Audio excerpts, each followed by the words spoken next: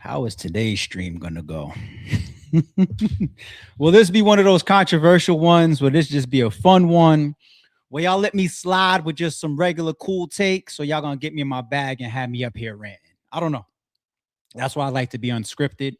Sometimes I leave myself reminders, but other than that, y'all know me. And I try as much as possible to even click play on some of these videos and clips.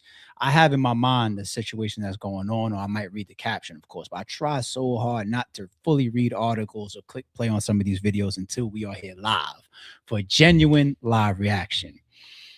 This ain't no disclaimer, nothing. You know, we do over here what the we want, right? Right. Shout out to Jay. Jay was first today. Bruce says, "Be right back. You better hurry up, man. Don't miss nothing. Highly favored is here. I see you. What's shaking? MSM is here. August 12th, new moon, total solar eclipse or solar eclipse.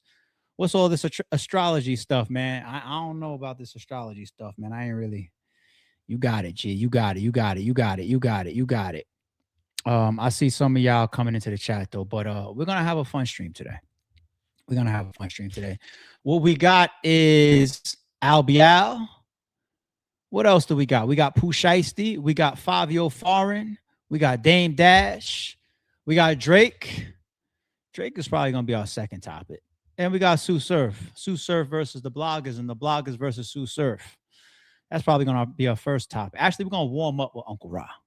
We're going to warm up with the Uncle Rod topic. I believe that is surrounding him interviewing Easy to Block Captain and Case Laid. All of that kicked up, all that does. Don't send me no heart emojis. Who's that? Who's that? Who's that? Who's that?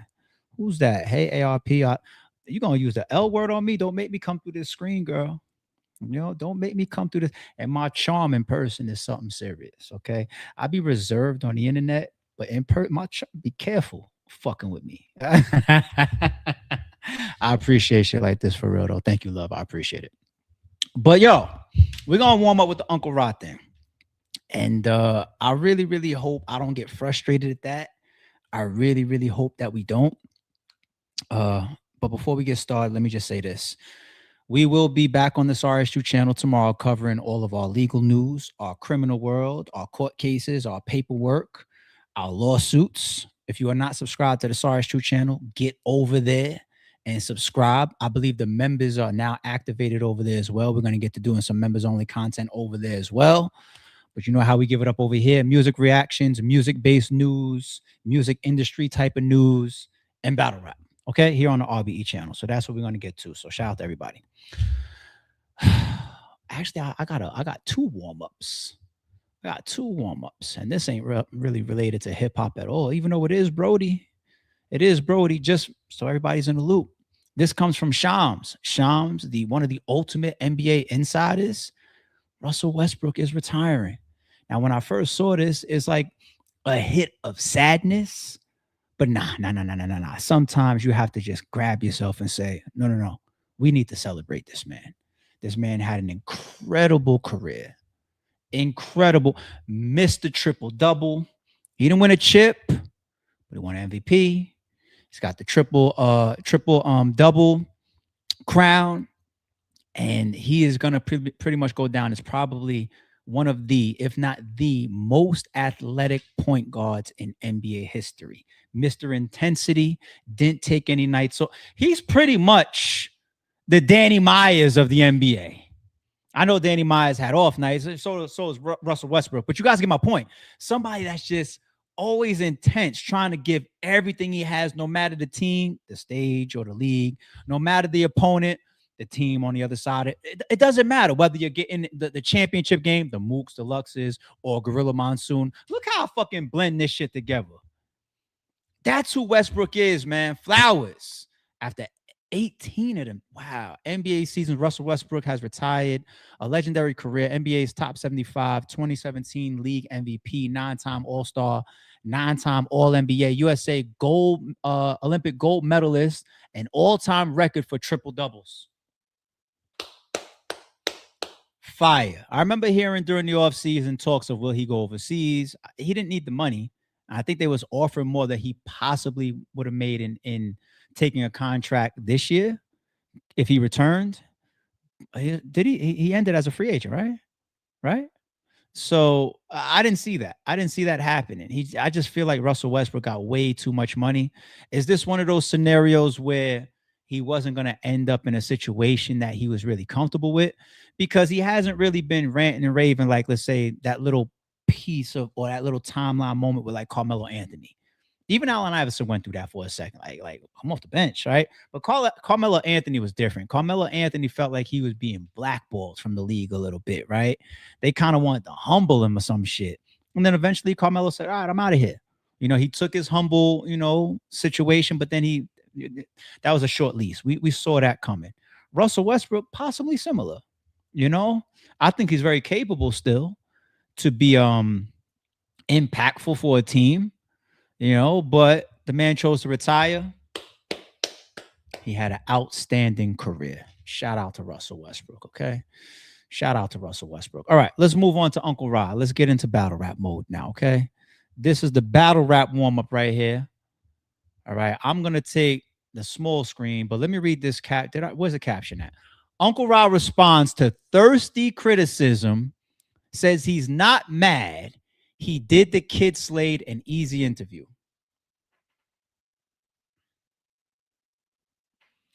Before I click play, I'm going to tell y'all right now off real. I'm going to say it directly to Uncle Ra. Uncle Ra, I don't even want to hear this shit. I don't want to hear nothing you about to say. And I'll give you my final take after you about to say whatever you about to say. And then you'll understand why I'm about to say, I don't give a shit about nothing you are about to say, sir. All right, go ahead. Let's see if you could change my opinion. I doubt it. But this is why 15 Minutes of Fame is who 15 Minutes of Fame is, because I'm out there being thirsty, trying to grab the moments. I'm going to use the word thirsty. I'm not thirsty. You know what I mean? But that's the word they use. There has to be another word, but that's what I do. And again, all of those moments that you go back and look on the channel, like, are those thirsty moments? Has my whole career in battle rap been thirsty? So yes, if that's what it is, then that's what I am. I was thirsty for the moment. I saw the moment and I thought it would be a good thing to get both of them, to talk their shit. You know what I mean? I just think people wanted them to almost fight. Yeah. If you ask me, I think because of all of the back and forth that was going on online, I think they just wanted them to fight, or at least make it look like they were going to fight. Right. Mm-hmm. That's all. And again, I'll say this. I was being cautious. If you really think I wanted to be thirsty, it was triggers that I could have actually set off in that interview. Mm-hmm. And I didn't do that because of the tension that they had online. I didn't want to poke the bear. I just wanted them, to discuss if they're going to have the battle or not. Imagine if right in the middle of the interview, Uncle Raj just goes, so now that I got you guys here, did you call him a rat? Like a man? So he definitely ain't lying there when he said he could have poked the bear. I respect it, Raj. That's true. You really could have turned that shit up more, but you let them do what they would. Right, let's go. Let's keep going. Let me reserve my take. So if I fucked it up for some people, I apologize, but it is what it is. And I'm not mad that I did the interview with both of them. Not mad at all. Yeah. Wouldn't change nothing. Cause yeah. So my thing is like, I get it because I'm in this shit with you. Heavy Bags appearance. What's good, sir? Shout out to Heavy Bags, man. Can I get a couple shout out to Heavy Bags in the chat? Good to see you. Shout out to my fucking guy, Heavy Bags, man.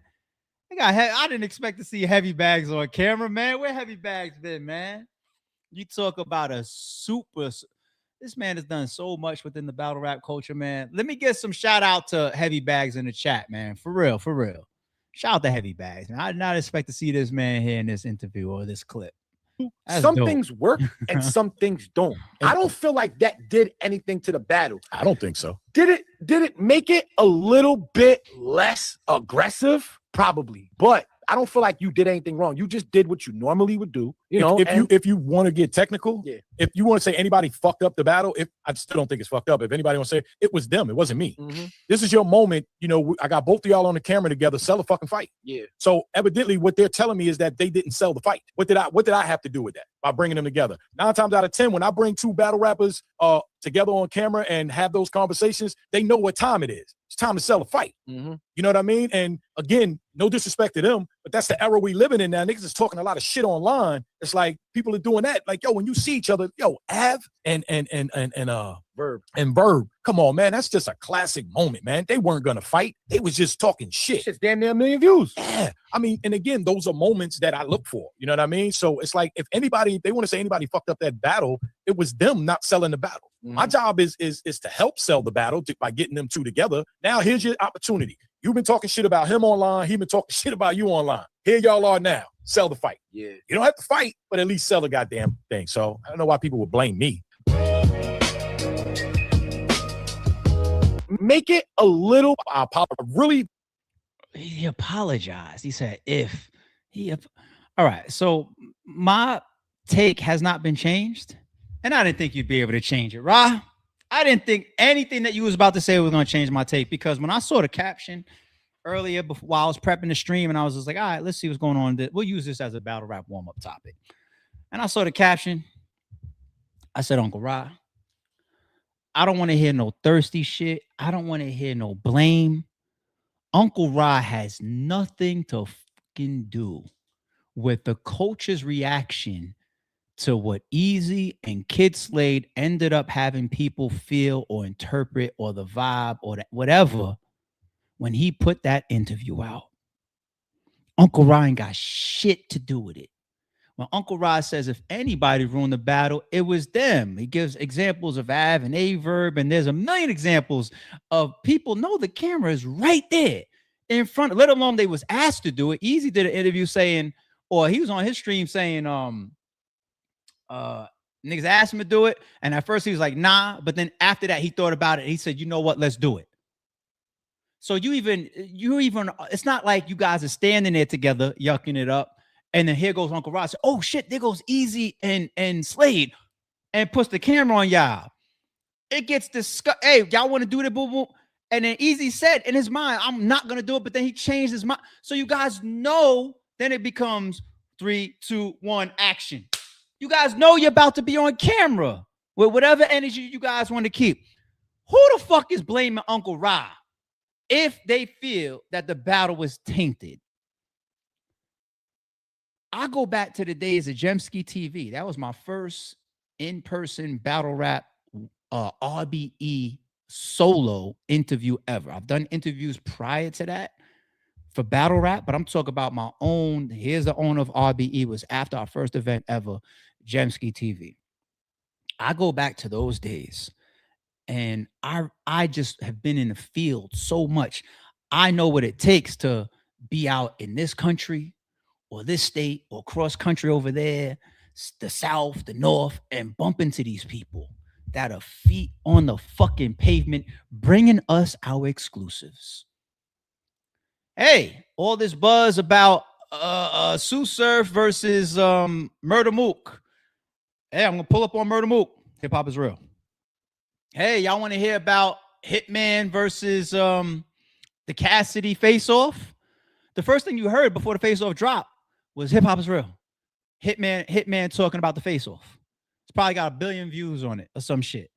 Okay, all these classic interview moments of league owners, battle rappers, other bloggers, fan reactions, clips. Oh my God. So these guys are so well established, and they have so much content and history on their channel. If a battle gets tainted, the last person I'm ever going to blame is, hey, Knowledge. Hey, Uncle Ra. What? They're doing their fucking job. You have the ability to say, no, I'm not doing the interview. Or you also have the ability to get on camera and say, action. Sell the fight. Like Ra said, if anybody, and this ain't really about Slade and Easy. It's really not. I just feel like we picking and choosing. Now we're going to talk about like, oh, you was thirsty or whatever. You know how many interviews then you could bring on 15 Minutes of Fame or Hip Hop is Real and say, oh, you was thirsty for this. If that's the case, they got hundreds of fucking interviews. We can say you was thirsty. They want the hot topics. I sit there and I laugh with these guys sometimes. I'll sit there. My last interview that I did with either platform was with Hip Hop is Real at my last joint, right? The one-offs that I shot. And I sat there joking with Knowledge, like, I know you about to try to ask me all the fun shit, the controversial questions. Let me ask you about this. I know right now, me and Math was supposed to link up and do my expert opinion the weekend of the Jay-Z concert. We ain't land together. You know what I'm saying? We ain't end up linking up. But I know for sure The moment I sit in that chair. So you want to know what exclusive I want from you, ARP, that the world hasn't heard you talk about yet? Let's get into the details of the RBE and URL lawsuit. I know this. It's his job. It's my job to present what I want to present.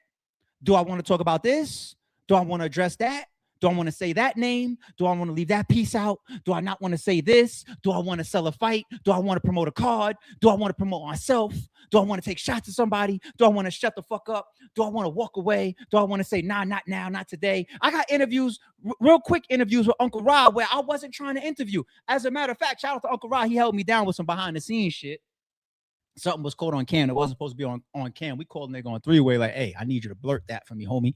And he handled that for me. Shout out to Rob. But it was after Geechee and Hitman. You see me walking out with a couple folks out of the venue, and Uncle, all I hear is like, oh, what's up, young fella? Something like that. I'm like, that's Uncle Rob's voice. We was on the move for multiple reasons. I ain't gonna say too much. We was on the move. And I was so quick. You know, I didn't stop and do, and Uncle Rob's my guy. I didn't stop and do an all-out interview. It was just like, yo, I got holler 2-1, boo. I kept it moving. You know, like, you know what you got going on. You don't have, you know what I'm saying? I don't want to hear none of that shit. We not going for none of that shit because I done interviews where I told myself maybe I could have took that back, but you said it or you did it. You know what I'm saying? Like, it just be, and that's why sometimes the way I move is like the people that I really, really rock with, especially post-retirement, I touch their platforms once in a blue. I don't do too many platforms. You might catch me on PSA with 3-letter. Me and Knowledge of Rock. Me and Uncle Rob, we cross paths. We fuck around, do something. Maybe I'll do MEO, something like that. But I consolidate mostly right fucking here. Because I got a million takes for years to come. And I'm right here. You know what I'm saying? I'll fuck around and say some shit I ain't want to say. You know what I'm going to do? I'm going to take the video down. It is what it is. You guys know that you're walking into this. That was the opportunity to sell it. Like, I hate that Uncle Rod just said, if I whatever, then I apologize. I hate that he said that because it's not on him. You actually, Uncle Rod would have been the reason why that battle would have went up to the highest demanded battle ever. You want to know how? Simple. All right, yo, easy, yo, Slave. Since we both here, yo, I want to get on camera together. All right, fuck it, let's do it. Let's do it. Imagine what because here's why everybody click play on the video. This is why Uncle Rod's even getting on camera to address it. He only addresses shit when he feels like he falls on the controversy. Once in a blue, he gets on camera and then he addresses some shit. He's only addressing it because of the back. But you want to know why everybody click play on that interview? Because what Easy and Slade, why are we still talking about this? What Easy and Slade drummed up online had everybody with their popcorn. And the moment we saw, me, I'm included, saw a thumbnail with them two niggas next to each other, we all said, let's see what this looks like. And then it could have been whatever it looked like, what they would have gave us. Just imagine. Shit, I'd have called Easy if I would have clicked. If I click play on that shit and all I would have said, you bitch ass nigga, now I'm here now. What's up? Yeah, I say all that shit to you, nigga. What's up? You want to know what? We ain't going to do it right here. We're going to do it on stage. Bitch ass nigga. If I would have saw that, I'd have called Easy. I'd have called Easy. Like, yo, fuck all that shit we got going on. I need to book that battle. Y'all niggas would have quadrupled the bag and everything. Rob, what the fuck is you apologizing for? You ain't do shit wrong but your job. Thank you for the exclusives. Niggas be having the world in their hands and fumble it, and then what? The person with the camera got to get blamed? Get the fuck out of here. Anybody have a problem, take it how you want to take it. Anybody. Get the fuck out of here. Rob, what the fuck is you apologizing for? Shout out to Rob. Keep the exclusives coming. I need content. Let me calm down. The fuck? The fuck? You can't be serious. All right, let's go to fucking Tsu Surf. My transition sometimes. Let's go to Tsu Surf. and the bloggers. Tsu Surf goes to war with the bloggers is the title. Will this end bad? I'll put in the title too. I'm gonna have some in between takes because we got like 3, 4, maybe 5 videos to play. So I'm gonna have some in between takes. I'm gonna try to save my main take for the very end. Probably that will apply to the will this end bad. I also feel like I'm gonna end up spinning off into a topic of how I look at Tsu Surf right now in regards to battle rap and or music. Okay. All right, let's get to it. You know, we organic with it. So I'm gonna spin off. All right, let's go. I see a lot of like bloggers and battle rappers, and it's so funny because it's a lot of battle rappers who have not made it as far as me, that or not have made it as far as me and my peers, that want to like refute and negate the statement that I made about it's not about winning, right? So now it seemed like I made a whole 30-minute conversation and niggas took that one statement and said battle rap. Danny Myers win all the fucking time. Holmesy just said he ain't lost in years. Why the these niggas ain't the best niggas in the world? Why these niggas not the best niggas in the world? It's like people want to hear what the fuck they want to hear. What I'm saying is, of course you want to fucking win. Who don't want to win? Duh. But that should not be your approach. You can lose in style. You can have a good show in style. Who the lost in Geechee versus Surf? Do we really know? Nigga tell me I lost to Geechee. I don't even, word, I appreciate it, bro. You want to pick? I've never seen a fan walk up to me and say, can I get a picture, but you lost the Lux? Never. Never. I've been shit since I was 19 years old. I got a bunch of motherfuckers telling me how to be in a culture and how to run a culture that I've wrapped circles around. It ain't 6 niggas in this culture that could tell me they made more money than me. I got niggas that have double my battles, but ain't made. I got 30 battles. I got 60 battles that ain't made more money than me. I got niggas with 60, 70 battles that's not bigger than me. I got niggas with 60, 70 battles that ain't got smack numbers. Niggas with 60, 78 battles that can't say, oh, that ain't up to Beasley and Smack. That's up to me. Can't none of these niggas say that when we talk about URL and the coach? Just be saying, yo, URL said, and why Surf so comfortable saying that ain't up to Beasley and them, that's up to me. I earned that. So how the fuck is a nigga going to tell me the structure in which, or how like my generation professionalized battle rap?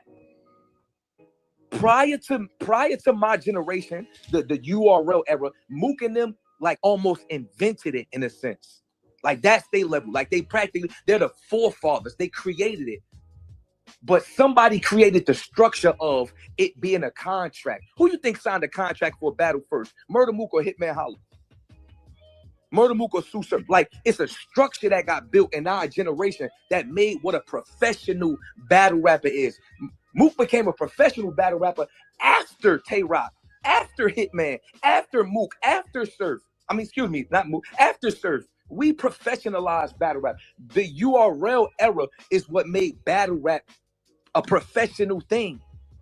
So how the niggas telling me how the fuck you structure, how to become one of the best battle rappers in you're not telling me a nigga that ain't the best battle rapper in the world or top 5 best battle rappers in the world telling me how to be one of the best battle rappers in the world. It don't make sense.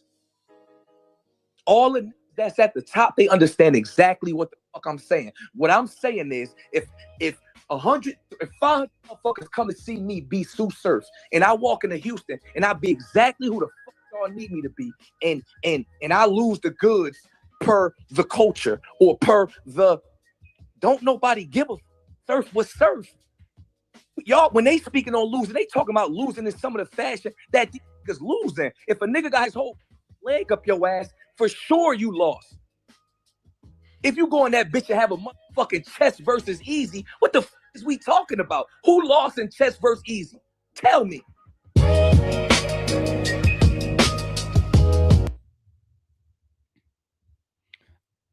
I see a lot of like. I actually think some of the people wanting to figure out who lost between chess and easy drives up the classic nature of it as well as drives up the viewership and the replayability of it. That's some of it. It being a classic battle is always going to help the views. I mean, but then again, there's a lot of classic battles that don't have great views. But the point is, like when you have the debate, that helps views. I don't know if it's 20%, 25, 30, 40% of the views once you start getting like to the content being uploaded on YouTube and it's been there for 2 years or 3 years. Like we got battles that cross, certain thresholds, 500,000, 1,000,000 or whatever, years later. The replayability factor. One thing is the debate, the barbershop argument, the Nas and Jay-Z's albums versus albums type of shit. So that piece matters, right? All right, that part of the clip though, it seems what Surf is focusing on. Now, mind you, he's obviously got a tone of being frustrated, and Surf sounds very defensive there. He's making some points that he can talk to because he's one of the biggest battle rappers and highest view guys to ever come through the culture, right? So he's allowed to talk his shit on certain topics. Of course, he's earned that, and he can stand by the numbers. He could stand by the impact. He could stand by the resume. But he's in a defensive mode there. It sounds like now he's going into some of these other things to complement or to stand alongside his initial debate or argument. Things like, who signed these first contracts, who helped build the infrastructure, who did this, who did that. We got the real Surf back, everybody. We've been waiting to see this form or his original form take shape. So we got these niggas, the type of nigga that rag on a Cortez or a JC for 5 years and all that. I think that Surf is almost back. Now this one. But I'm gonna save a bunch of these takes though. I'm gonna try. But that's a defensive sounding. So it doesn't mean that he's right or he's wrong in some of those points. But I hear the defensive nature in him, 100%. All right, let's move. When I say Surf versus the bloggers, we're gonna play a couple bloggers. Why not? Let's start with Caps. Cap says Tsu Surf needs to stop saying battle rap is not just about winning. Claims it's disrespectful to the greats. This is crazy. I'm gonna keep it all the way with you. You battle rappers don't listen to Surf. Do not listen to Surf. He sounds retarded. All right. This is battle rap. All right. You supposed to win your battles. That's the whole objective of you battling. Surf is running around making it seem like winning and losing doesn't matter. And he's been pushing this narrative for a very long time now. And it's stupid. It's so disrespectful to the Mooks, to the Luxes, to the Iron Solomons, to the Rexes, to the Arsenals, to the Disasters, to the Poster Boys, to Hollow. You're supposed to win. When you come into a battle, the object is to win. All right. I don't even know why the fuck we even having this discussion right here. This is dumb. Surf, the only reason why you still in battle rap is you got this real street nigga aura. We know you was in the streets. You got a fan base for music. You got cool with smack. You put that in one pot like it's a gumbo, like it's a seafood boil, and it equates to Surf is still on URL. Period. But we were saying you was losing for a long time. You just wasn't getting destroyed. You wasn't getting destroyed. You was trying to win battles. You just wasn't. It's battle rap. Don't run around saying winning and losing don't matter. Stop saying that dumb shit. Because y'all the same niggas who be running around saying, oh man, anybody just comes into battle rap. Oh, it's a bunch of weirdos. Oh, everybody's trying to be y'all are inviting people here by saying you don't even gotta win. By saying you don't even gotta win. Like, come on. This is dumb. And you still saying this dumb shit. Oh my God. Like, let's hear what he has.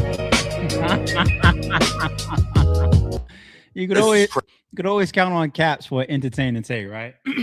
Caps is talking his shit too. But like Cap, I'm not finding a bunch of holes and wrong in what Caps is saying. Right? I'm keeping the playing field pretty much equal right now until I get to the end. All right. Like, so Caps is talking his shit. Not mad. We just coming up to speed. What's this one right here? Is this another one from Surf? Is Surf fully activated in spaces, y'all? Is that what's going on? Y'all know me, I don't do spaces. I've been in space like 5 times, literally, for like meaningful shit. Like, here go me and Gerald and Holla talking shit about what's going on. Or here go, anyway, I don't gotta run down it. But anyway, all right, shout out to Polo. Polo says, Tsu Surf goes off on a battle rap bloggers in a heated rant on why winning doesn't matter. Did this just start a war? You see my title, y'all? The bloggers is Tsu Surf. This is getting entertaining, huh? All right, let's go. Who? Piper Boy? 3-letter man? Like who you lost because who said that? Y'all listening to the wrong niggas. These niggas got fucking curtains up in their living room. Yeah, I saw this part, and I played this one, and I saw somebody in the chat say, I think he's talking to 3-letter man. So I guess he calls out a couple people by name, right? Okay. Making backgrounds, telling y'all what the fuck is battle rap and what's not battle rap. They telling y'all what's the structure, what's a win and what's a loss. Nigga, I ain't lose because no 42-year-old man who fucking full-time fucking CBS or full-time Cablevision, part-time battle rap. Hey, Surf. That's ageism, man. Mind y'all, ages are gonna come up in one of the topics, not this Tsu Surf topic, but one of the topics we got coming up. I got a breakdown, and I got some ages to really get at for a second to make a different point. But Surf is in his bag, huh? Let him go. Let him go. Let him go. This is what the fuck has got the culture fucked. Like you fucking crazy. This nigga work at fucking Cablevision 9 to 5, and on his off time he making battle blogs. That's a good thing, though, sir. There's nothing wrong with that. That's a cool thing. All right, chill out. How the fuck can that man tell you lost? There's nothing wrong with having a good, sound, legal, honest job and complement it with another stream of income, i.e. YouTubing. Nothing wrong with that, my man. Imagine me leaning over a nigga's shoulder like, man, I ain't gonna lie, man. The Wi-Fi ain't gonna be right on this side of the house, man. That's a bad. Yo, what's wrong with this nigga? Shout out to Surf. That nigga, yo, he's clowning now, talking about Wi-Fi and what TV setups and your cabling and all this type of shit. Let me just drop a quick jewel on y'all. This isn't for Tsu Surf. This isn't really for the topic. This is just something that rang in my brain, and I just want to say this to y'all real quick before we get back on track. This is on a serious note. Y'all ever hear that concept of a broke nigga can't tell me nothing, or I don't listen to niggas that don't got as much money as me or whatever? That is an extremely, extremely, extremely ignorant concept. I give people that advice before. I said, yo, that bum on the corner, if you want to holler at you, if you want to tell your story, or if you want to try to drop some jewels on you, you never know if it's something that you needed to hear at that moment. Maybe something you've been ignoring or not paying enough attention to. Could have been a Grim Reaper right there. And he tells you something that makes you flash and wake up. Or maybe he tells you a story and that helps you avoid the pitfalls of what he went through to get his ass there so that you don't end up there. That is it's a very ignorant concept of needing somebody to have a certain stature to accept advice or one's position. Because if we want to take it down to the grassroots, right is right and wrong is wrong, right? You can learn from anybody until you hit the grave, okay? So, but this is Surf, I think, just in his rant mode. So now he's picking at he's trying to create angles of stature, you know, like a Cablevision angle. I see what he's doing, but you ruffling up some feathers, huh, sir? All right, keep going. It's on you, sir. You in mode. That's a bad input. I can't, because I ain't never fucking worked that Cablevision. These niggas ain't never stood on a battle stage talking about what's important in battle rap. I've been battle rapping since I was 19 years old. Nigga can't tell me what the fuck is important. I know what's important because I've been there before. I know it. I've learned myself. Oh shit! As long as somebody feel like you won, you won. As long as you snatch a couple fans from the person standing in front of you, you won. If they gonna tell me the nigga I'm battling lost, but everybody that like him now like me, give me the loss. I'll take it. I'll take the loss. If we get to choose, right? If we get to choose who want the win, who want the loss, Surf versus Murder Mook coming up. Surf lost to Murder Mook in a debatable battle, but everybody that liked Murder Mook is now a Tsu Surf fan. I won. But some people can't see that far because they haven't accomplished enough. So a win for them matters. It ain't nobody I could beat or lose to that'll change who the fuck Tsu Surf is. Facts. I'm paying attention, bro. I don't know where y'all think I be at. I'm paying attention, bro. I'm watching all these random nigga spaces. All these niggas that got so much to say. It's 62 niggas in your spaces. 54 niggas in your spaces. You're a top tier battler that ain't lost in X, Y, and Z. You a top tier, all these, like, what's the difference? Like, why every time Surf decide to get on the spaces, it's 3, 4, 5, 600 motherfuckers listening? Because I'm not a fuck like these niggas is doing it for they. I'm just telling the truth. Ain't no nigga gonna tell you the truth, bro. That winning, it don't matter, bro. It don't matter. This is a feature. Tsu Surf versus Murder Mook is nothing but a tape on my CD. Tsu Surf featuring Murder Mook. I need his verse to be fire. I need my verse to be fire. I need this song to be fire. Nobody gives a fuck really who had the best verse on Renegade. It's a classic. Losing only matters when you get your ass beat. Period. Don't let no winning only matter when you completely disrespect a nigga. But that win still came because what? The other nigga got his ass beat. If we both in here doing what the fuck we supposed to do, it ain't no loss for nobody, man. And don't let nobody tell you. I don't give a fuck who these niggas is. 55 with no facial hair, talking about what the fuck is a win and a loss. He was like, niggas like, man, how Surf gonna say battle rap? How Surf gonna come and shit gonna change? It's my, you know how much content I done gave out already? Like, go to each one of these bloggers' site and how much, even when I was locked up, so I just watched the Shotgun Suge interview on Hip Hop Is Real. That shit said, Shotgun Suge speaks Tsu Surf. The interview was 7 minutes long. Shotgun Suge talked about me for 14 seconds. Watch the title, Shotgun Suge Talks Tsu Surf. This is what I do for these niggas. Like, a nigga will say one thing and then literally do the different, like, and be completely opposite of what the fuck. What you mean how Surf gonna save the culture? Because every time I open my fucking mouth, it's 55 blogs. That's why. That's money in you bloggers' pocket. Oh, let's pop Midnight Madness off. That's money for you battlers who, because the new niggas ain't getting that many looks. So I'm going to pull up and I'm going to say, skip the top niggas. Let's drop it down a little. Let me grab my top tier friends and put them against some tap. Oh, that's it. It's over there, and that's there. All right, one more blogger. We're just gonna go 2 and 2. 2 from East Side. We got PB. Or do I have another one after this? Now we're gonna end on PB. PB's responding, and I did play this piece because I want to find a relevant piece already. But not only is PB responding, but shout out to PB. PB is editing.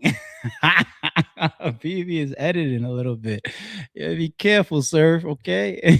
Ain't just us thinking this, Surf. Let me show you. Let me show you something, right? Let me go here, right? Hollow does 730, right?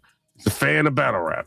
He goes ahead and he puts out a post. He says, Tsu Surf has so much disdain for the spaces and N-words being too accessible on his first day out. And now he collaborating with said spaces and making a space extravaganza. Yo, I'm not saying it. It's a fan saying this. Make a space extravaganza. And it's business per usual. This why I don't listen to you N-words, because y'all talk in circles. And it's, Surf, you did say that, right? People are too accessible. They're smoking splits with the fans. They're hanging out with the fans. You know what I mean? Like I said, the level of, like, for me to come home and the space to be so close between, like, I brought it up a couple times, but the fans and the battlers, it's like, it's no line drawn. You started that though. Who, me? Mm-hmm. Not at all. When we had the spaces, now I give you credit, everybody said, I always told you your spaces was, because when we first had the first Midnight Madness spaces, we had 1,000 people in there all the time, 24/7. For sure. You know what I'm saying? Like that. So I will say that. This is another tool. This was, for me, not to cut you off, this was another tool for us to bring them closer to us. But from here, right, like, you never going to see 25 fans as speakers in my. No, that's a fact. You know what I'm saying? You did start bringing them up though at first. Of course, because they wasn't up at first. Though. Right, but it's ways, like, it's still levels to it. Like I said, I gave an example. I said a battle might be on Sunday. We just freestyling. The battle's in Houston on Sunday. You got fans and battlers landing on Thursday and Friday. Editing. They fraternizing all weekend until the battle. You know what I mean? Like, if the Celtics about to play the Spurs, Wemby ain't with the fans on Sunday. Wemby ain't with the fans out having drinks Thursday and Friday. So what it is like, you have befriended the consumer so much that they don't care to spend $1. They don't value the product that y'all giving no more. You know what I mean? You got some of the best in the world battling 22 times a year. Surf, you literally sitting in spaces with fans recently doing what you said that people shouldn't be doing if they battle rappers. Man, let's get back to the blog, man. I'm explaining a lot of this. You're not supposed to just reach like a Tsu Surf. You're not supposed to reach, you know what I mean, people that are high acclaim, like big artists, right? You know what I mean? Like, you know, artists are supposed to be a little bit more exclusive, and you going into spaces and saying stuff that maybe you were just going in there trying to show love to them or something like that. But then when you go in somewhere at Surf, you know how this game goes. You go into somewhere, right? People are going to clip it up. They're going to put it out. Right, it just is what it is. But we're gonna get to some stuff. So, Hollow the 730, right? It's kind of thinking how a lot of people are thinking about this. Surf had so much disdain for the spaces and N-words being too accessible on his first day, and now he's collaborating with said spaces and make a space extravaganza, and it's business per usual. Okay, I'm gonna pause it there. I think we just played a good like 3 minutes ish of the homie PB. It's like a 35-minute video. So y'all go check it out on PB's channel for real. As well as everybody else. Go check out Polo. Anybody else that we played during this, go check out the full Uncle Rod joint. Stay up with Battle Rap Dose. Everybody, Battle Rap Trap, everybody, stay up with everybody, y'all. Stay up with all the bloggers. Speaking of bloggers, all right, here's my first reaction. Surf, be careful. This is like genuine, non-sarcastic advice. Be careful creating like a me versus the bloggers. That never works for any battle rapper. It doesn't matter how big of an artist you are. We all need each other. This is an ecosystem for real. The biggest league owners is tapped in directly with the bloggers. Even though some of the bloggers that some of y'all act like y'all don't talk to, y'all don't rock with, whatever. The biggest league owners, even if everybody wants to keep saying this league, and promote them, for example, all they do all day long is tap in with the bloggers. I know these things for sure. You know what I'm saying? So this is an ecosystem and everybody has their lane, and you know, it just never goes good for about like there's nothing wrong with getting into it with anybody. You stand on what you stand on. I got into it with somebody from every lane, a league owner, a battle rapper, or a blogger. Because to me, I don't give a fuck about the classification, but make it isolated is the point. If you can. Make it isolated. You know, say I'm talking to this person because of this reason, or I'm addressing this. And it doesn't have to be aggressive or some pissed off shit. It could just be interesting dialect and dialogue or debate. That's where some of us go wrong.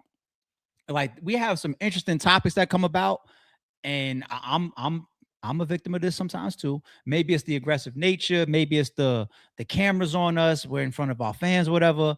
But sometimes we lose the fact that we have an interesting debate or topic in front of us, and instead we turned it into like this whole me versus you, or we got a problem, or this we're dissing each other. We're talking about where you work. One person's editing your losses, the other person's talking about where you work and what you do for a living. We fuck up some interesting debates. And when I first covered this topic, my take on it, which is going to be a part of my final take of this, now that I'm getting into that piece, you know, I tried to do it from a that standpoint. You know, informative, logical opinion, maybe spark further debates if need be. Hell, shout out to 3. My man 3. We had a couple text messages after my video, you know, but it's not an argument. It's just a compelling debate of rehashing each other's perspectives, keyword perspective, because sometimes we could be saying similar things, but we have a different perspective and it comes off wrong. And whether that creates odds between me and you or odds between me and you as far as how the public perceives. But obviously the bloggers and Surf right now, and that's what I'm saying, like, you don't need to get into it with the blog. You talk about having Midnight Madness come in and booking up and comers and all that. The bloggers are going to use your name regardless, including me. Like you said, you put money in our pockets. I appreciate it too. I need my gas money just like the next man. I don't give a fuck if I'm at Cablevision tomorrow or wherever. I needs mine.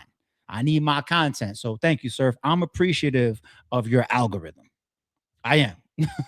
It's content, all right? But at the same token, you don't want everybody to then spin your direction with negativity, because the same views that people could put up with a positive Tsu Surf title, I'm not saying me, but niggas get to picking on you, You know what I'm saying? It be blogs, edited blogs and narratives and tearing at your shit anytime they get the opportunity, because maybe you done stepped on some feet and you don't need to, especially if you seem to be just that fast, more active in battle rap. That's going to lead me to my second take now, because I jotted down some notes while we was talking. Let's go to the surf because we joked about it earlier, Surf being back.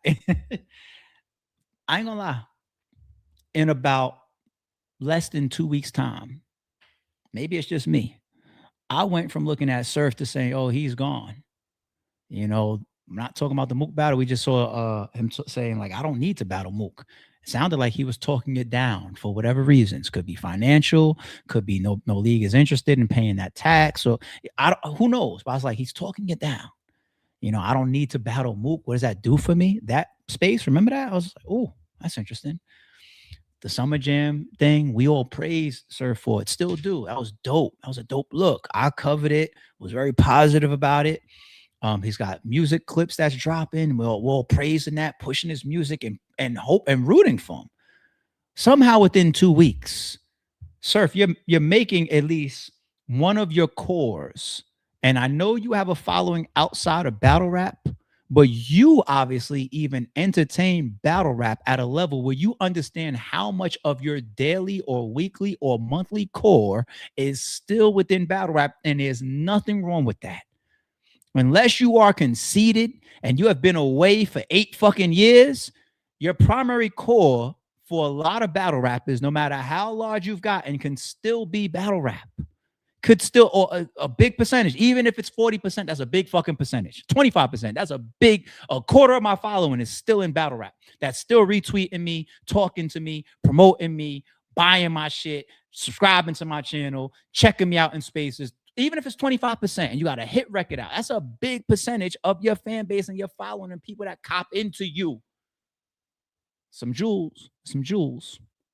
So within 2 weeks, somehow for me personally, I've gone from saying, let's go, Surf. Let's get up out of here, man. Let's get over there, man. Let's go. Let's talk about his performances and his shows and his concerts.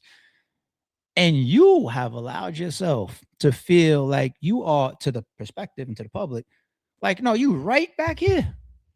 And that's a priority.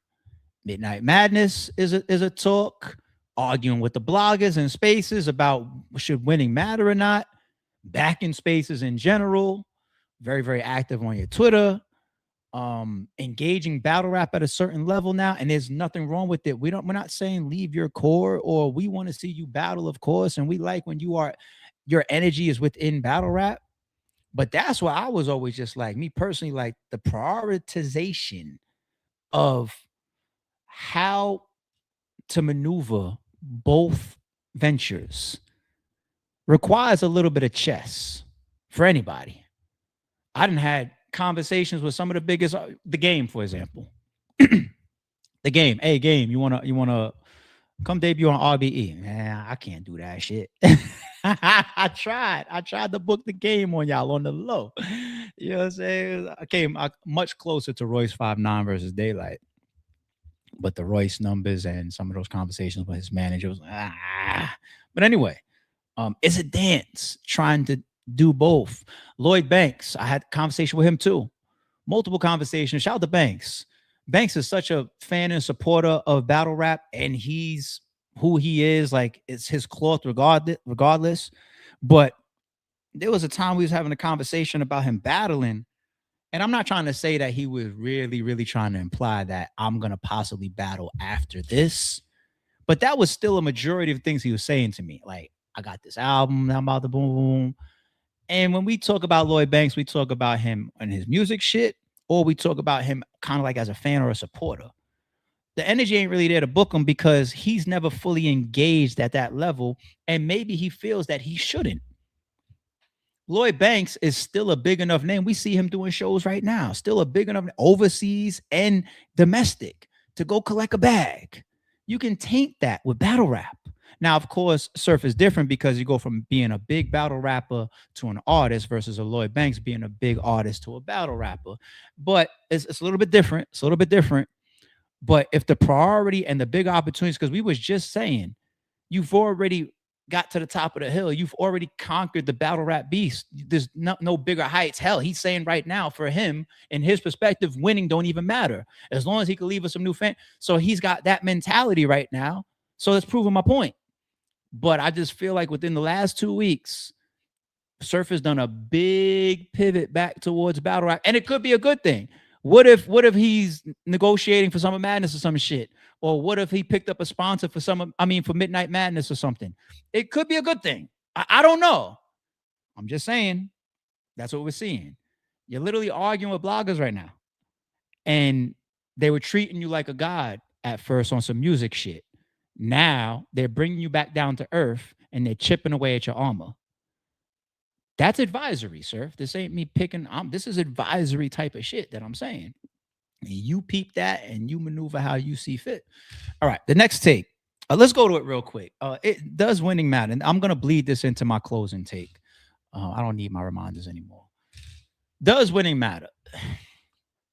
Of fucking course it does. Like what are we really talking about? What are we really talking about? I get it. Somebody could say simply like, this is battle rap.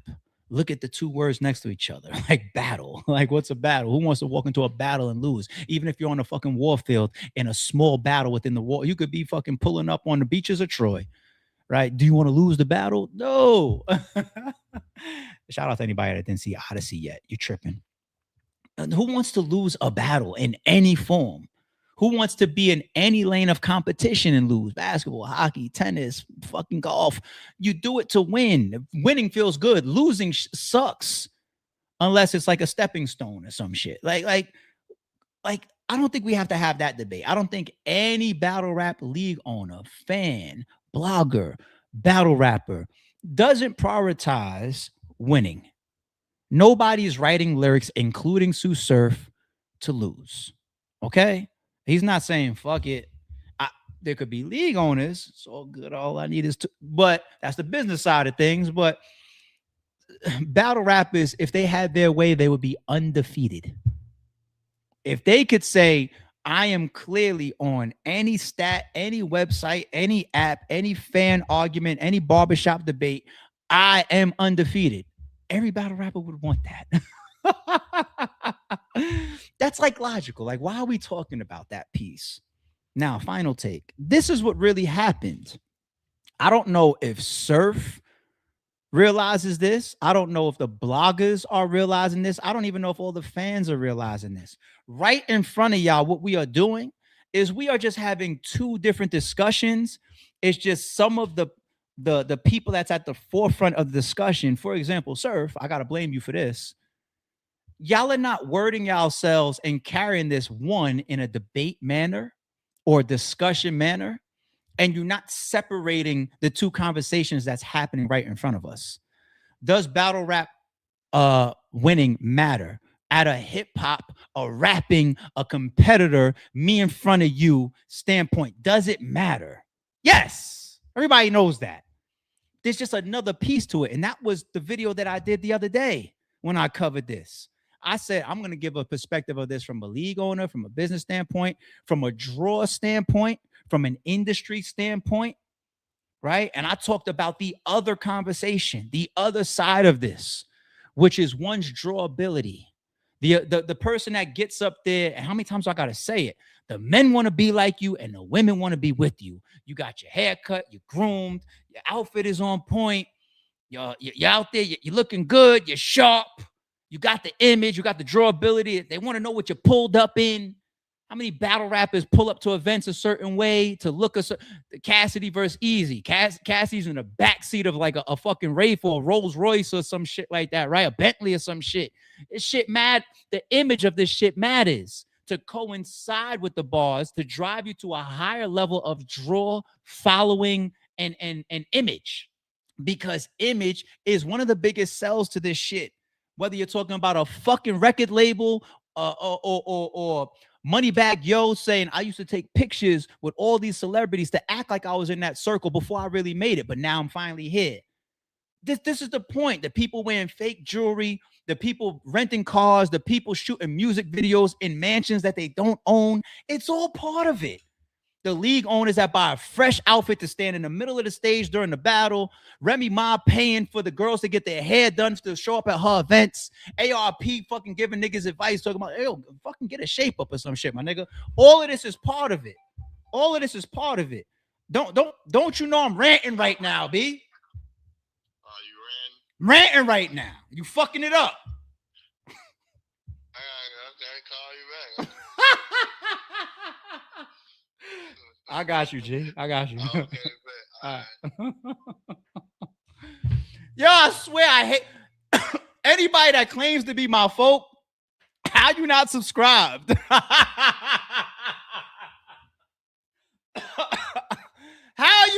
you my folk and you not subscribed? It sounded like Will. Shout out to Will too. I saw Will skit going at Capo the other day. That was funny. That was hilarious. No, I was holla. And I always tell him that every time he calls us while we're on stream, it's just like, why are you not fucking subscribed? It pisses me the fuck off. But where was I? The image. That's the whole point. That's the whole point that I was making, because it really is two discussions. So from a standpoint of what the fuck is going on? You got to be watching. No, you fucking with me. For me, if you answer for fucking Will, nigga, I just want to make sure you go answer for me too. That's all. Oh, you trying to set me up on stream, you bitch ass nigga. Thank you, G. Yo, Roy, you would have had me. But I ain't that type of nigga. That nigga basically called me just now to see if I would look at the call ID, see Hitman holler and pick up, but then see Rosenberg roar and put it down. Got you, you bitch ass nigga. I'm the same nigga. Ah.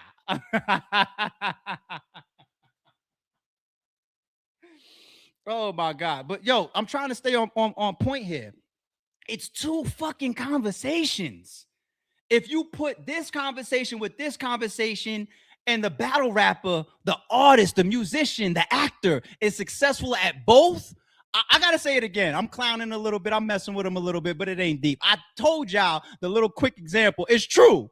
I said last week when Easy was going through his controversy, you know, that type of shit, and Joe Budden did his shit, and he wanted to put Joe Budden in the title and react to Joe Budden, as he should, being real.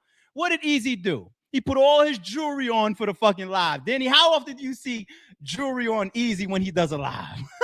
But he got it. He gets it. In case this video of me responding to Joe Budden goes viral with clips of hey, understand. I told y'all the same shit about me. I said, this is my fucking uniform. I don't wear this chain around the house. This is my fucking podcast blogging chain. I even leave it outside my jewelry box. Even leave it down here while I podcast by my computer. It's part of my uniform. Like, what do Surf? You got to realize there's two conversations happening, right? Or if you don't, or if that's not what you want to be happening, then fine, say that. And maybe I'm totally all the way fucking off, but I just feel like it's so logical to talk about somebody winning a battle rap or a rap battle. That's logical, if whether that matters or not. But the drawability that takes somebody, and this is why I thought Surf was going to relay it to like that, or he should have, or I think he had the lane open for it, and then I put that take out there. Surf would be one of the people that makes sense to actually harp on that for his peers and for the fans, because he has already made it to the top of the fucking mountaintop of battle rap, but yet still the top really ain't shit like that. Sorry, it's true. It really ain't shit. You got top tiers, goats, god tiers, that's couch hopping, fucked up, broke, begging for battles, looking for their next come up behind this, all types of shit. Some of our greatest, and that's okay. I'm not dissing right now. I'm just talking about battle rap's reality of some of our all-time greats. Some of them is fucked up right now. But the mountaintop, as we see, because your rounds or your win percentage or your classic battles that got you there.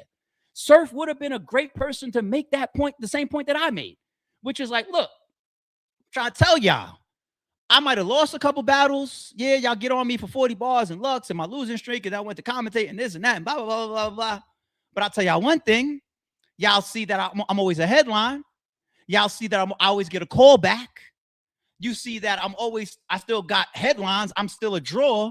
My venues is always filled. Why do you think that is? Not just because I'm right in these bars that people can think that, all right, I do a good job up there on stage, because maybe I did have an off night or two. But there's this other side as well. Me being a compelling person, me being somebody that you could buy into, having believability, having an image, making sure I carry myself a certain way. Anytime I'm on camera, a space, or on Twitter or something like that, to be compelling and have people attracted to what I got going on. That's what it's about. That's the other side of this shit. Y'all motherfuckers created two totally separate conversations, and I'm just like, how y'all don't see it and y'all don't get it? But let Surf and the bloggers stay at war. We'll cover it. Shout out to all the bloggers. Like I said, Surf, I don't think that's the type of smoke that you want in general across the board. And shout out to Surf. I think he was making the point that I made prior. I just think that he's not relaying it the right way. And then he got defensive and he started talking shit directly at the bloggers. And now we don't get to see the correct perspectives of the two fucking conversations that's happening. That's where I used to get you, Surf. You talk too fast sometimes. I should sit down. Like, I got you. Shout out to everybody, man. Y'all get it? Yeah, fucking froze, man. What a piece of shit for trying that. Trying me. Shout out to froze. Shout out to bros, too. Drake. Speaking of Joe Budden, too. Drake just got ethered, kinda. He ethered himself. Maybe accidentally. This might be short, but let's go here. Shout out to Polo once again. It says, Joe Budden goes off on Drake sending shots on his latest stream. Nobody's scared of you. Your peers just watch you get your ass kicked. All right, let's play the clip, and I'm going to show you where he gets ethered. Drake. Gunna. Young Thug. That's what I'm saying. Nobody that can rap hear that. Before I speak on this, I need to know who you talking to. Who you talking to? That'll tell it. But no, the field as a whole is not looking at Drake like this threatening MC. Sorry. I think that even saying this is performative. I don't think that who's he talking to? Joe, that whole stream was performative. I don't care about I'm only talking about rapper time now. I'm not talking about you barking at bitches. That's your business. So, I'm talking about rapper time. Now it's time for the business. All right, cool. So rapper time. Who is he talking to? He could be talking to anybody.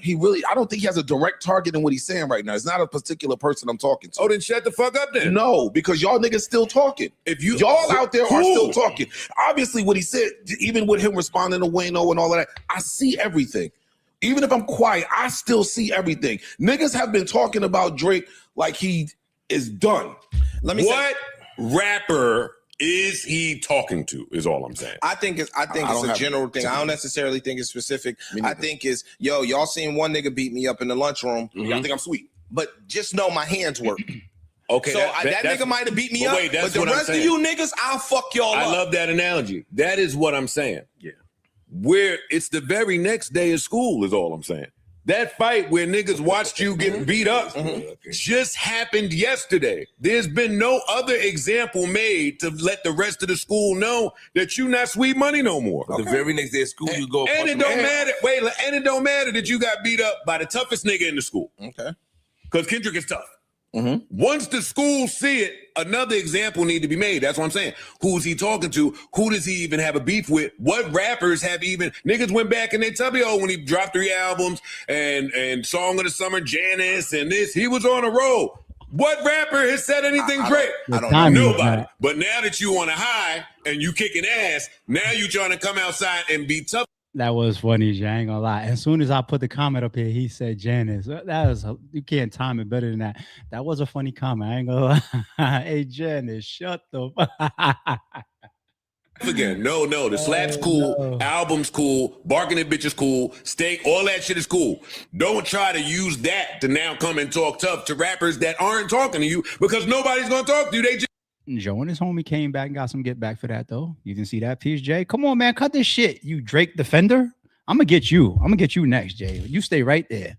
All y'all Drake Defenders, stay right there. Stay right where you seen at. you die. Hey man, just in case one of you niggas is thinking of Back to one of you niggas. Who is the nigga? Bro, Top three is big three. It was only you, Cole, Kendrick. Kendrick is done. Cole is doing something. You pieced it up with Future. Your peers, you're not talking to your peer group. Joe. So who the fuck is he talking to? I don't even know why Jay took it on some gangster shit. She said, you got punched by Cant. Damn, Jay. The hell?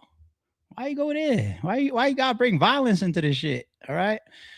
Here's why I say Drake done got himself ethered, right?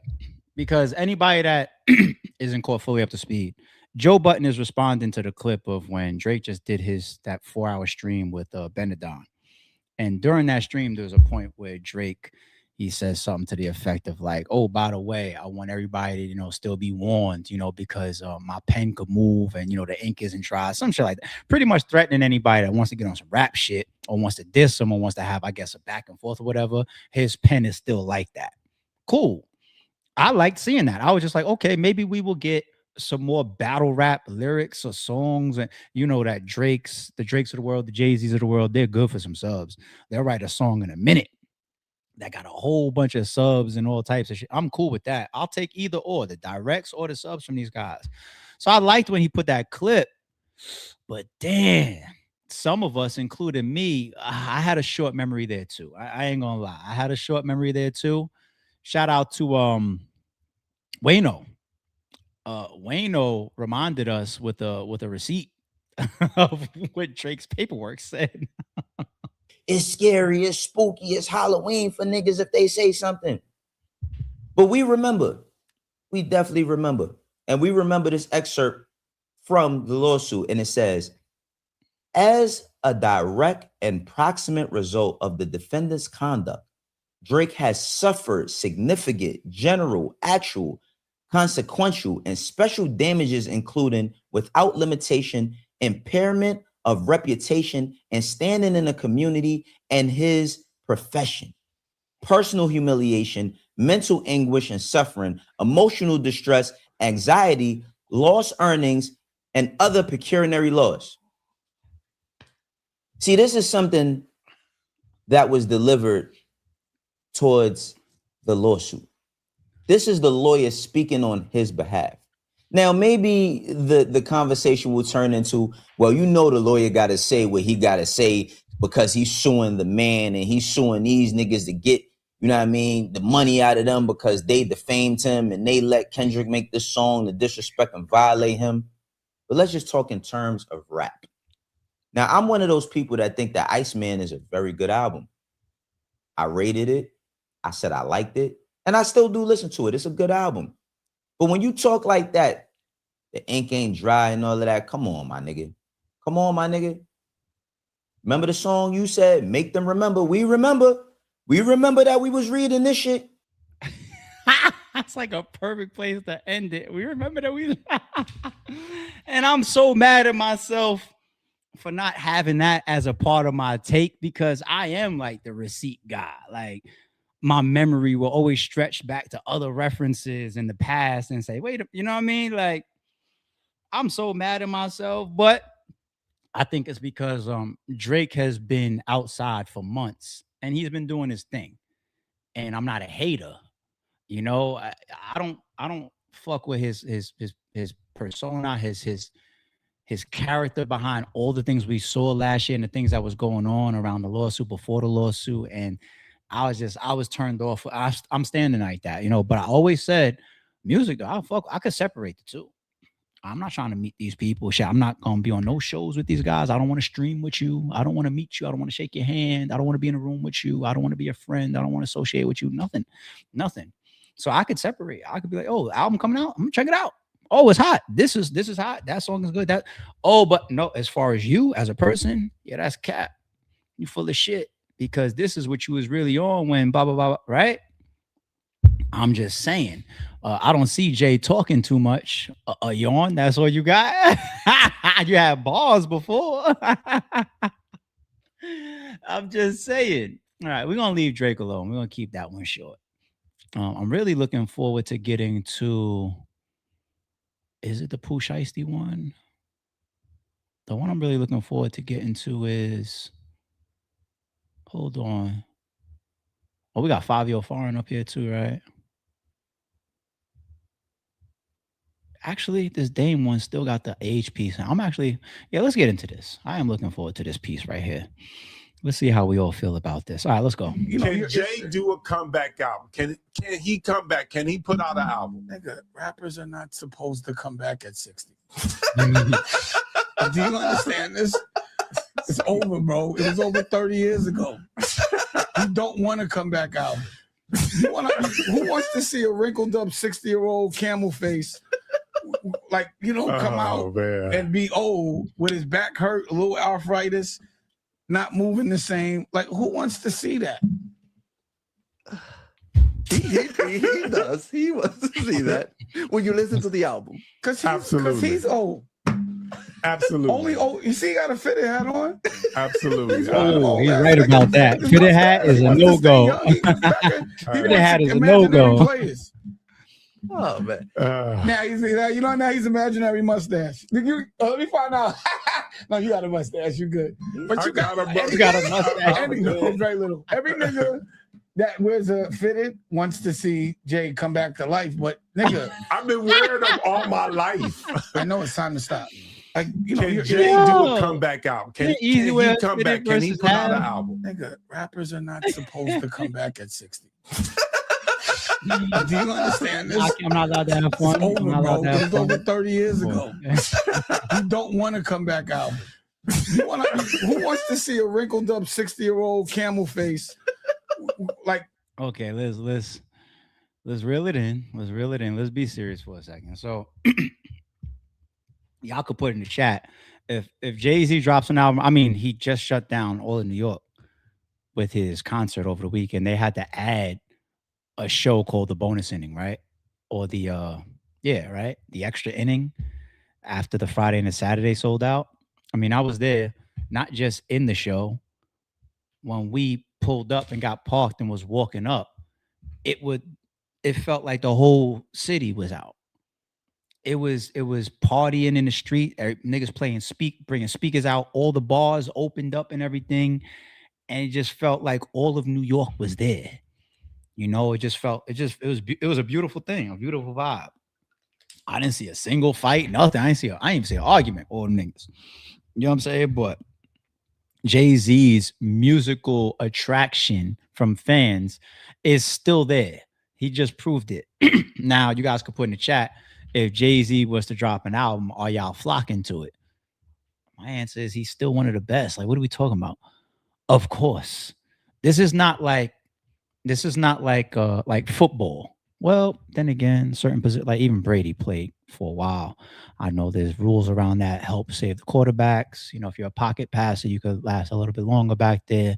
Hell, we got LeBron James. He's 84 right now, still going. So, and he's still arguably a top 25, top 20 for sure, right? Player in the league. Extremely impactful to any franchise he plays for. We don't got to get into all that. Like, it's not, but the point I was really making is it's not sports. It's not physical. Like, damn, my athleticism isn't there.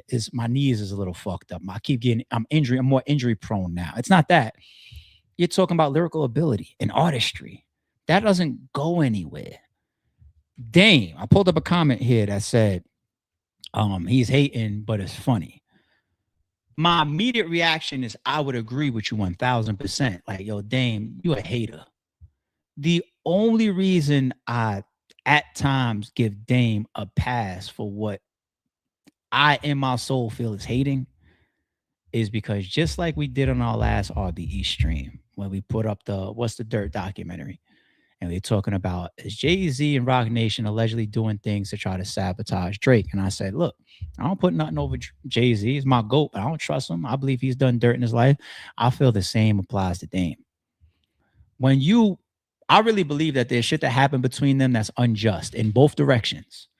I think Dame did shit that would have Jay like, fuck him. And I think Jay did shit that would have Dame like, in both directions, business-wise, maybe some backstabbing, the deals, the way certain deals went, and Rockefeller ownership. And, I just feel like Dame deserves a pass in certain respects to say anything about Jay-Z. because I feel like he might have been fucked over in certain regards, allegedly. And that's what it is. When you do something like that, you deserve your pot shots.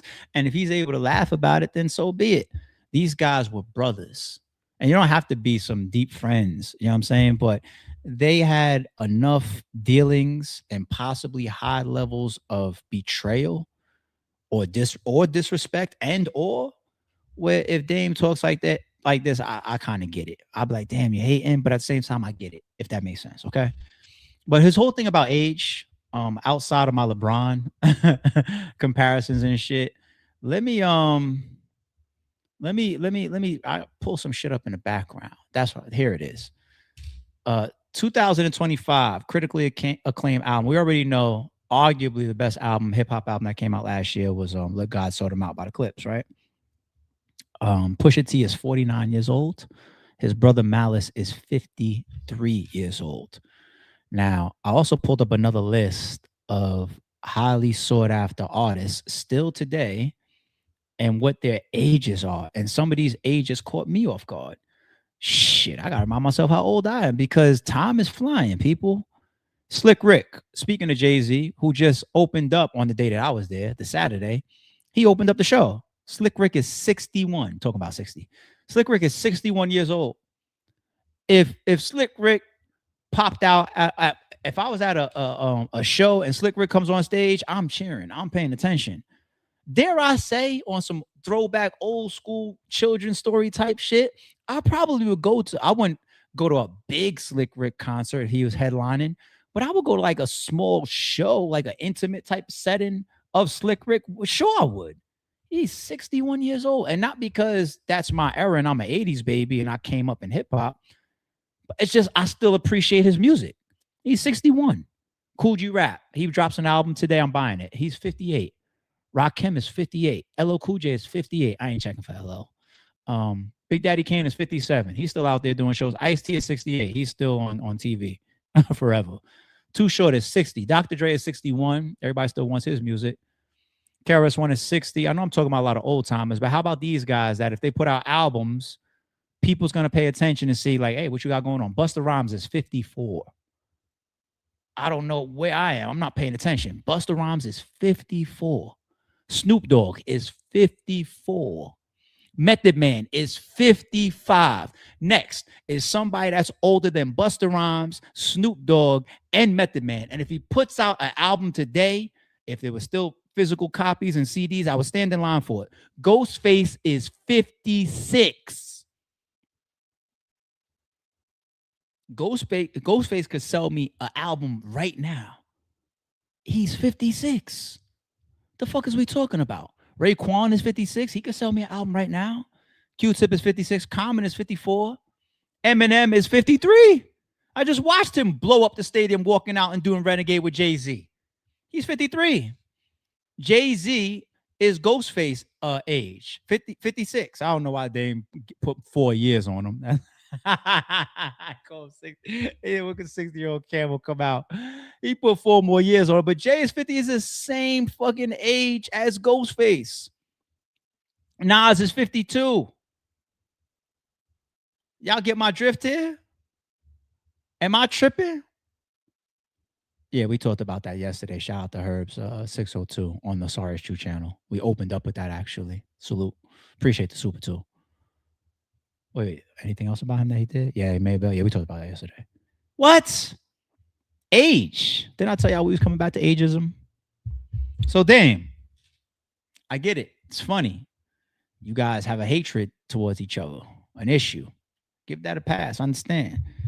But you ain't gonna rock me to sleep. Oh, rock. I'm good.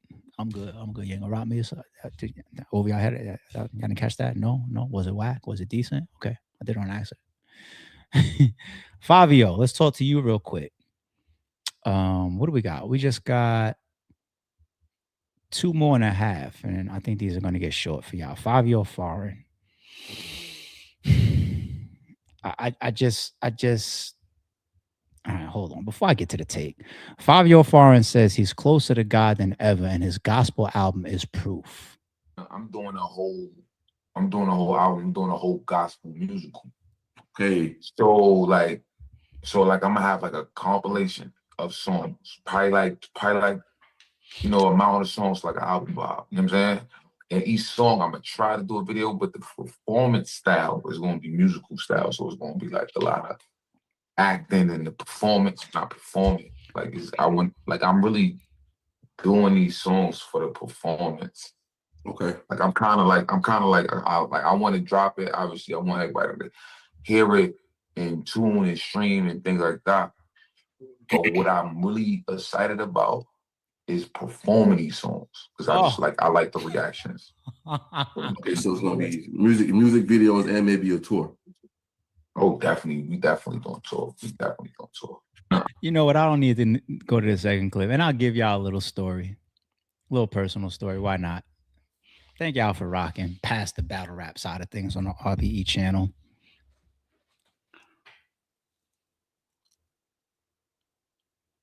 I'll save the story for a second. Let me go first with this. Fivio, I don't mean to pick him apart as far as seeing his financial position. Because the reality, as we know, forget battle rap, even up there, some of these names, they're not in the greatest positions. And I say that humbly speaking, I wish everybody can get over and get by and succeed. But I remember when he just came home and how much he was on niggas' heels for trying to stream.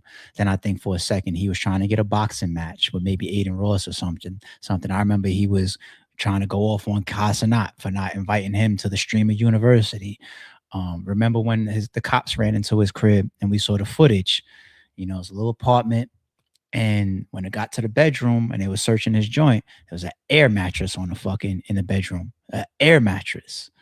You know, it's just like, so to see him now, this is Mr. Send me the Addy, I'm gunning him down. Click, blah, blah. That's who you are. You Mr. Big Drip and all the Big Crip, gangbanger, gunner, shooter. He was just arguing with a rapper a couple months ago, right? On some violent type shit. I forget who it was. But let me give you some advice for Fivio or any of y'all artists that ever come across these little videos of ours over here on either channel, the Sorry Shoe channel or the RBE channel. If in your heart or in your passion or in your direction you are switching gears, what you have to do is you have to walk the fans with you.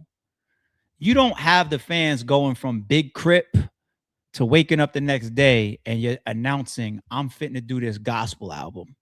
You can't do it like that. Shit don't work like that. You're going to fuck yourself up because people don't see that in you. We just got through arguing and debating about how much your image sells, and people buy into your image. They buy into what they believe in, what you claiming, what you flagging. All of that is part of the sell.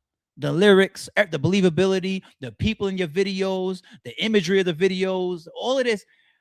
You got to walk your fans because you developed a fan base that looks at you a certain way and comes to you for a certain style of music and lyrics. You don't just, boom, we doing country now.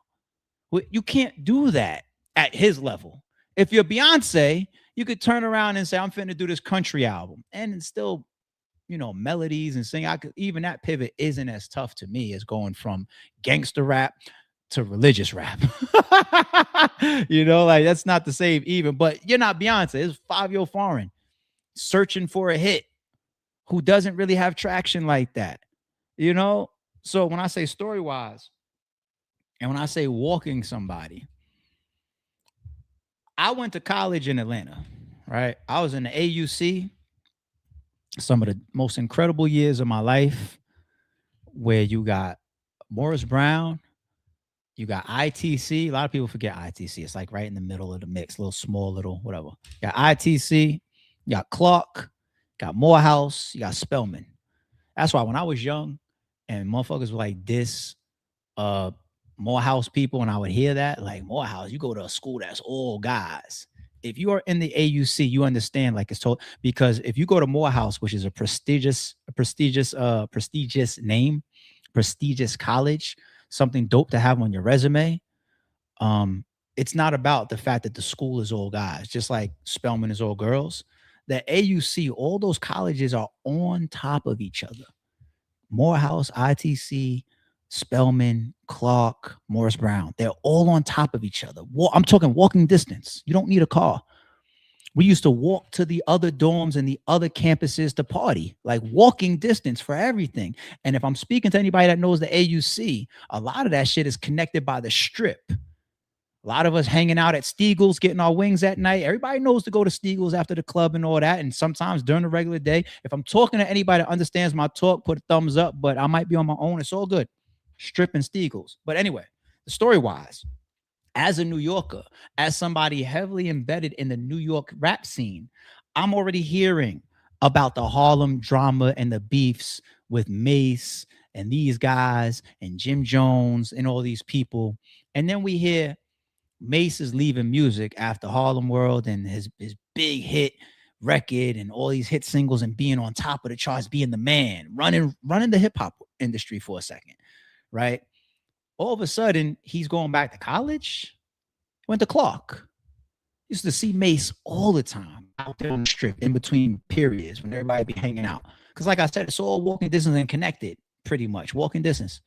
Used to see Mace all the fucking time. And then, not only I'm just going back to school thing, then he starts getting religious. Next thing you know, we turn around, he's a pastor.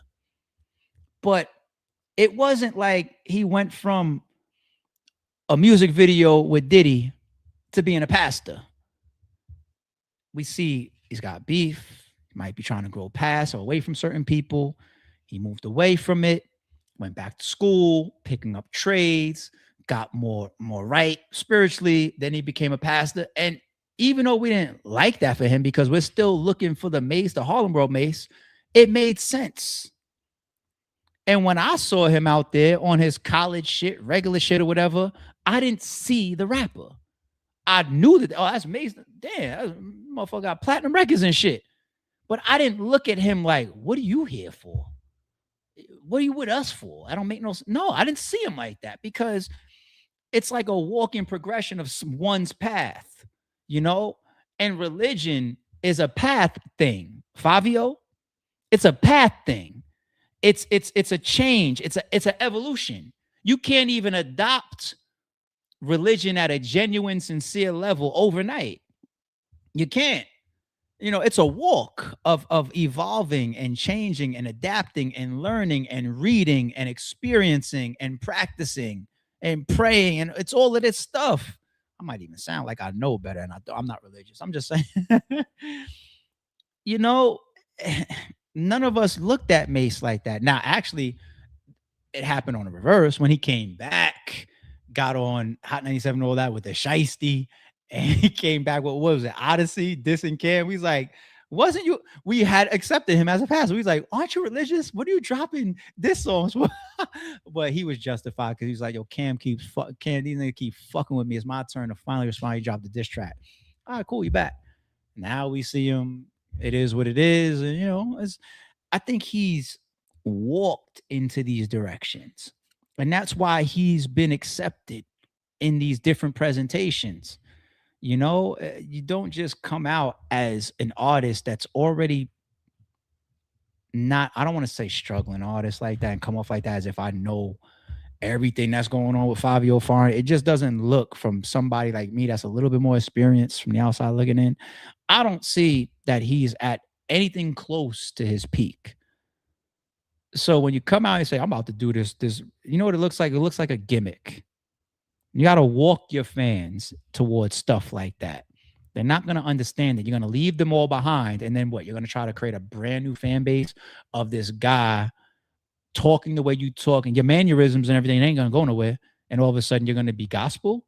I don't even know how much you know the gospel. I'm going to leave him alone. I'm not saying this from a disrespectful standpoint. Shout out to Fivio, man. I wish him the best. It's just the way people maneuver sometimes is just like, that don't look right. And you're trying to survive in the music industry. That don't look right. All right. Last piece of news real quick before we get up out of here with Al Bial. Real short. It's just still interesting to see Pooh Shiesty's success from behind bars. This is why controversy will always sell. This is why if I upload a video right now saying ARP addresses XYZ. It's going to do 10, 15, 20,000 views versus like, oh, ARP is just giving flowers to Danny Myers, right?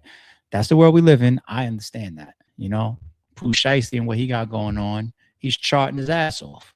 Pooh Shiesty eyes Billboard's 200 as all eyes on Shiesty projected to sell 40,000 amid federal case. That's more records than Rick Ross just sold, right? The Memphis rapper's debut studio album, All Eyes on Shiesty, is projected to enter the Billboard 200 at number 9, with approximately 40,000 equivalent album unit at number 9. He's not even outside to enjoy this. But then again, would it be at number 9 if it wasn't under these circumstances? That's the question. That's the question. They got the video in here, of course. We played it. We don't need to go to that. Look at this. Better times between these two guys.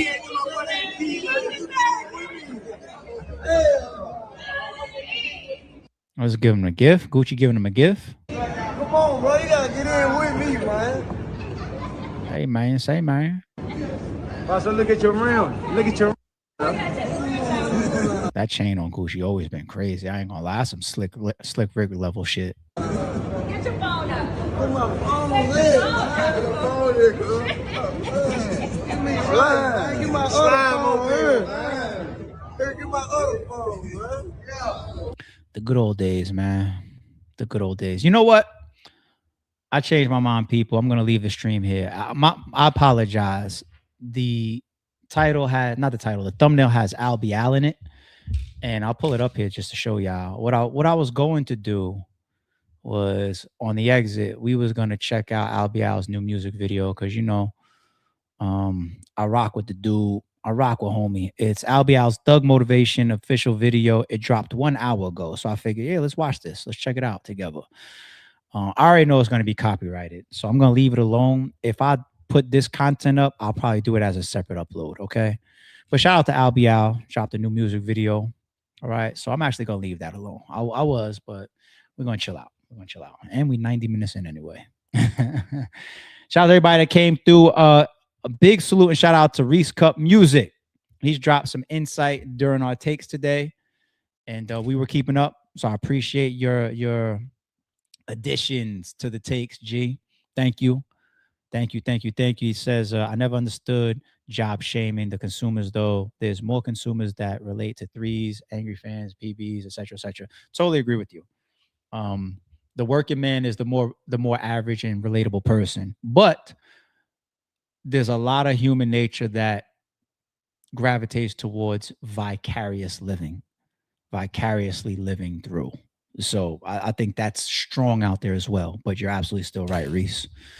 Reese also says, Surf said he was giving advice to the new battlers, but to get to the point where winning doesn't matter, you have to win. Well, how about this? We don't want anybody to get to the point where winning doesn't matter, but I can understand the point. I just feel like Surf needs to say it in a certain way where people could understand there's two different branches to that debate.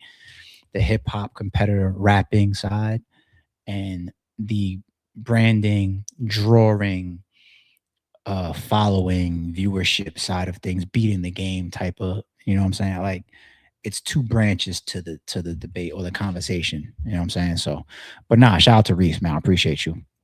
And earlier we also had Herb saying, did you see Chug Guy got billed or got bail? Did you talk about, it's kind of late to the live. Yeah, so once again, everybody make sure y'all are in tune. We got two channels.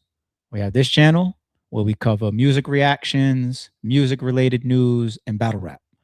And then we have the Sorry Is True channel. The link is in the description. You see some of our mods. Sometimes I pull those comments up on the screen or they're in the live chat. Or if you go into YouTube and you simply type in Sorry It's True, we should come up. Okay? That's the second channel where we cover a lot of legal-based news. The crime world, lawsuits, court cases, etc., shit like that, paperwork, all that type of stuff. Okay, it's gonna remain on that channel over there. Speaking of, we'll be back tomorrow with updates over there for Keefe D.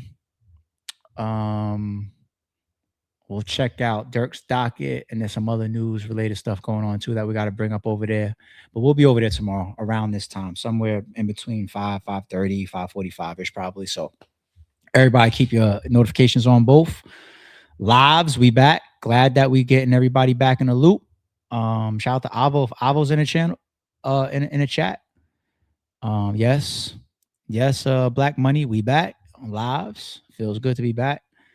But I'm finna go eat, chill out, take off the rest of my evening, and I'll catch y'all tomorrow. We out. Don't confuse silence with work ethic. I'm a boss making decisions, my first fetish. The verse cherished is perfect, that's a reverse blemish. I dropped it, connected the block, learn Tetris. One of the toughest characters ever to bulldog his way Welcome to the house into of. And shout out to them. Without my still got a gun.